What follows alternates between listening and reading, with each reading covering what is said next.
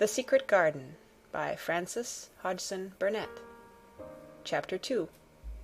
Mistress Mary Quite Contrary. Mary had liked to look at her mother from a distance, and she had thought her very pretty, but as she knew very little of her, she could scarcely have been expected to love her or to miss her very much when she was gone. She did not miss her at all, in fact, and as she was a self-absorbed child, she gave her entire thought to herself, as she had always done. If she had been older, she would no doubt have been very anxious at being left alone in the world, but she was very young, and as she had always been taken care of, she supposed she always would be. What she thought was that she would like to know if she was going to nice people, who would be polite to her and give her her own way, as her ayah and the other native servants had done.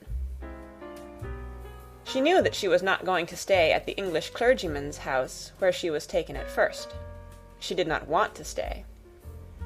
The English clergyman was poor, and he had 5 children nearly all the same age, and they wore shabby clothes, and were always quarrelling and snatching toys from each other.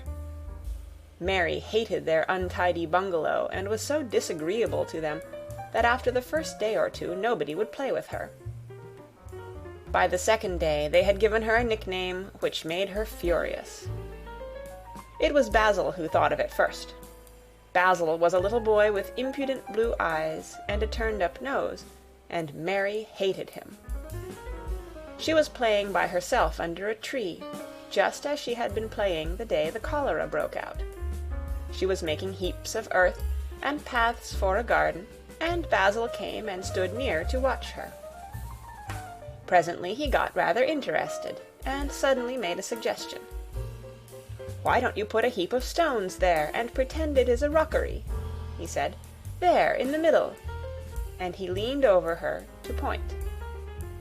"Go away!" cried Mary. "I don't want boys. Go away!"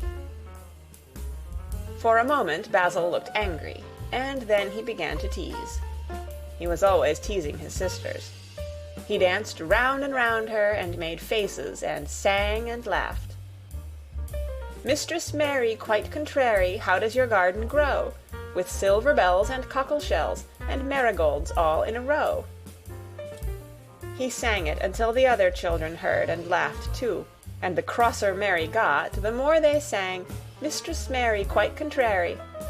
And after that, as long as she stayed with them, they called her Mistress Mary Quite Contrary, when they spoke of her to each other, and often when they spoke to her. "You are going to be sent home," Basil said to her at the end of the week, "and we're glad of it."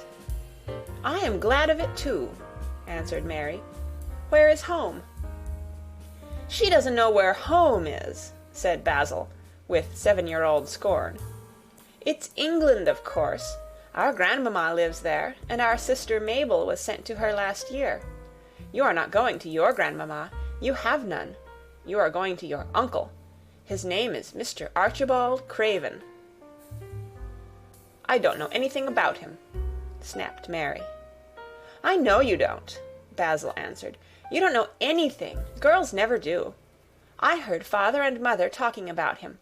He lives in a great, big, desolate old house in the country, and no one goes near him. He's so cross he won't let them, and they wouldn't come if he would let them. He's a hunchback, and he's horrid."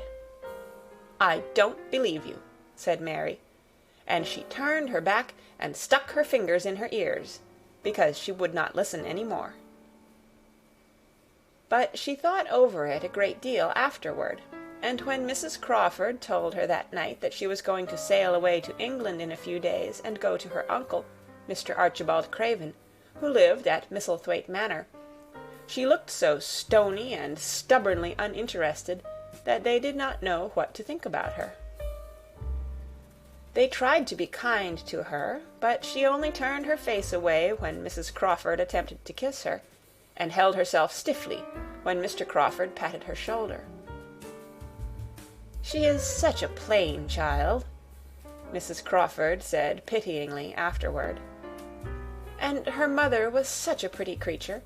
She had a very pretty manner, too, and Mary has the most unattractive ways I ever saw in a child. The children call her Mistress Mary Quite Contrary, and, though it's naughty of them, one can't help understanding it. Perhaps if her mother had carried her pretty face and her pretty manners oftener into the nursery, Mary might have learned some pretty ways too. It is very sad, now the poor beautiful thing is gone, to remember that many people never even knew that she had a child at all. I believe she scarcely ever looked at her, sighed Mrs. Crawford. When her ayah was dead, there was no one to give a thought to the little thing. Think of the servants running away and leaving her all alone in that deserted bungalow. Colonel McGrew said he nearly jumped out of his skin when he opened the door and found her standing by herself in the middle of the room. Mary made the long voyage to England under the care of an officer's wife, who was taking her children to leave them in a boarding school. She was very much absorbed in her own little boy and girl, and was rather glad to hand the child over to the woman Mr. Archibald Craven sent to meet her in London. The woman was his housekeeper at Misselthwaite Manor, and her name was Mrs. Medlock. She was a stout woman with very red cheeks and sharp black eyes. She wore a very purple dress, a black silk mantle with jet fringe on it, and a black bonnet with purple velvet flowers which stuck up and trembled when she moved her head. Mary did not like her at all, but as she very seldom liked people, there was nothing remarkable in that. Besides which, it was very evident Mrs. Medlock did not think much of her. "My word, she's a plain little piece of goods," she said, "and we'd heard that her mother was a beauty. She hasn't handed much of it down, has she, ma'am?" "Perhaps she will improve as she grows older," the officer's wife said good-naturedly. "If she were not so sallow and had a nicer expression, her features are rather good. Children alter so much." "She'll have to alter a good deal," answered Mrs. Medlock, "and there's nothing likely to improve children at Misselthwaite, if you ask me." They thought Mary was not listening, because she was standing a little apart from them at the window of the private hotel they had gone to. She was watching the passing buses and cabs and people, but she heard quite well, and was made very curious about her uncle and the place he lived in. What sort of a place was it, and what would he be like? What was a hunchback? She had never seen one. Perhaps there were none in India. Since she had been living in other people's houses, and had had no ayah, she had begun to feel lonely, and to think queer thoughts which were new to her. She had begun to wonder why she had never seemed to belong to anyone, even when her father and mother had been alive. Other children seemed to belong to their fathers and mothers, but she had never seemed to really be anyone's little girl. She had had servants, and food and clothes, but no one had taken any notice of her. She did not know that this was because she was a disagreeable child, but then, of course, she did not know she was disagreeable. She often thought that other people were, but she did not know that she was so herself. She thought Mrs. Medlock the most disagreeable person she had ever seen, with her common, highly-colored face and her common fine bonnet. When the next day they set out on their journey to Yorkshire, she walked through the station to the railway carriage with her head up, and trying to keep as far away from her as she could, because she did not want to seem to belong to her. It would have made her angry to think people imagined she was her little girl. But Mrs. Medlock was not in the least disturbed by her and her thoughts. She was the kind of woman who would stand no nonsense from young ones. At least, that is what she would have said if she had been asked. She had not wanted to go to London just when her sister Maria's daughter was going to be married, but she had a comfortable, well-paid place as housekeeper at Misselthwaite Manor, and the only way in which she could keep it was to do at once what Mr. Archibald Craven told her to do. She never dared even to ask a question. "Captain Lennox and his wife died of the cholera," Mr. Craven had said in his short, cold way. "Captain Lennox was my wife's brother, and I am their daughter's guardian. The child is to be brought here. You must go to London and bring her yourself." So she packed her small trunk and made the journey. Mary sat in her corner of the railway carriage and looked plain and fretful. She had nothing to read or to look at, and she had folded her thin little black-gloved hands in her lap. Her black dress made her look yellower than ever, and her limp light hair straggled from under her black crape hat. A more marred-looking young one I never saw in my life, Mrs. Medlock thought. Marred is a Yorkshire word, and means spoiled and pettish. She had never seen a child who sat so still without doing anything, and at last she got tired of watching her, and began to talk in a brisk, hard voice. "I suppose I may as well tell you something about where you are going to," she said. "Do you know anything about your uncle?" "No," said Mary. "Never heard your father and mother talk about him?" "No," said Mary, frowning. She frowned because she remembered that her father and mother had never talked to her about anything in particular. Certainly they had never told her things. "Humph," muttered Mrs. Medlock, staring at her queer, unresponsive little face. She did not say any more for a few moments, and then she began again. "I suppose you might as well be told something, to prepare you. You are going to a queer place." Mary said nothing at all, and Mrs. Medlock looked rather discomfited by her apparent indifference. But, after taking a breath, she went on. "Not but that it's a grand big place in a gloomy way, and Mr. Craven's proud of it in his way, and that's gloomy enough too. The house is 600 years old, and it's on the edge of the moor, and there's near 100 rooms in it, though most of them shut up and locked. And there's pictures and fine old furniture and things that's been there for ages, and there's a big park round it, and gardens, and trees with branches trailing to the ground, some of them." She paused, and took another breath. "But there's nothing else," she ended suddenly. Mary had begun to listen in spite of herself. It all sounded so unlike India, and anything new rather attracted her. But she did not intend to look as if she were interested. That was one of her unhappy, disagreeable ways. So she sat still. "Well," said Mrs. Medlock, "what do you think of it?" "Nothing," she answered. "I know nothing about such places." That made Mrs. Medlock laugh a short sort of laugh. "Eh," she said, "but you are like an old woman. Don't you care?" "It doesn't matter," said Mary, "whether I care or not." "You are right enough there," said Mrs. Medlock. "It doesn't. What you're to be kept at Misselthwaite Manor for I don't know, unless because it's the easiest way.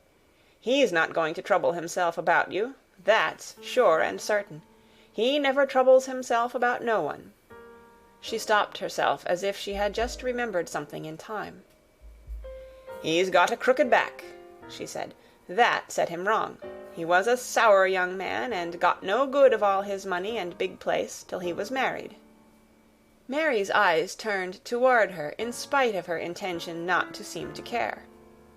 She had never thought of the hunchback's being married, and she was a trifle surprised. Mrs. Medlock saw this, and as she was a talkative woman, she continued with more interest. This was one way of passing some of the time, at any rate. "She was a sweet, pretty thing, and he'd have walked the world over to get her a blade o' grass she wanted. Nobody thought she'd marry him, but she did, and people said she married him for his money. But she didn't.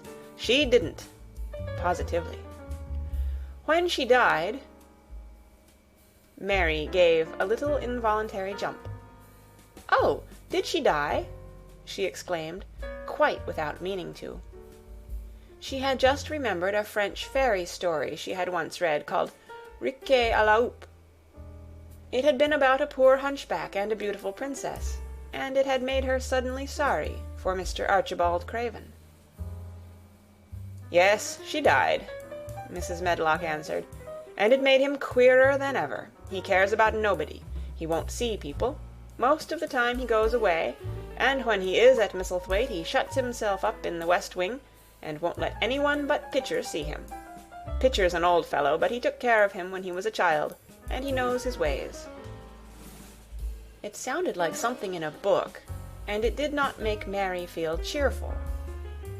A house with 100 rooms, nearly all shut up and with their doors locked, a house on the edge of a moor, whatsoever a moor was, sounded dreary. A man with a crooked back who shut himself up also. She stared out of the window with her lips pinched together, and it seemed quite natural that the rain should have begun to pour down in grey slanting lines, and splash and stream down the window panes.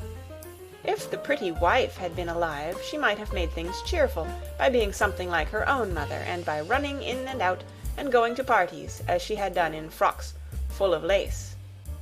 But she was not there any more. "You needn't expect to see him, because 10 to 1 you won't," said Mrs. Medlock. "And you mustn't expect that there will be people to talk to you. You'll have to play about and look after yourself. You'll be told what rooms you can go into and what rooms you're to keep out of. There's gardens enough. But when you're in the house, don't go wandering and poking about. Mr. Craven won't have it."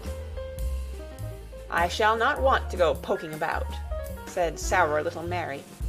And just as suddenly as she had begun to be rather sorry for Mr. Archibald Craven, she began to cease to be sorry, and to think he was unpleasant enough to deserve all that had happened to him. And she turned her face toward the streaming panes of the window of the railway carriage, and gazed out at the grey rainstorm, which looked as if it would go on for ever and ever. She watched it so long and steadily that the greyness grew heavier and heavier before her eyes, and she fell asleep. End of Chapter 2. Read by Kara Schallenberg on January 5th, 2006, in Oceanside, California.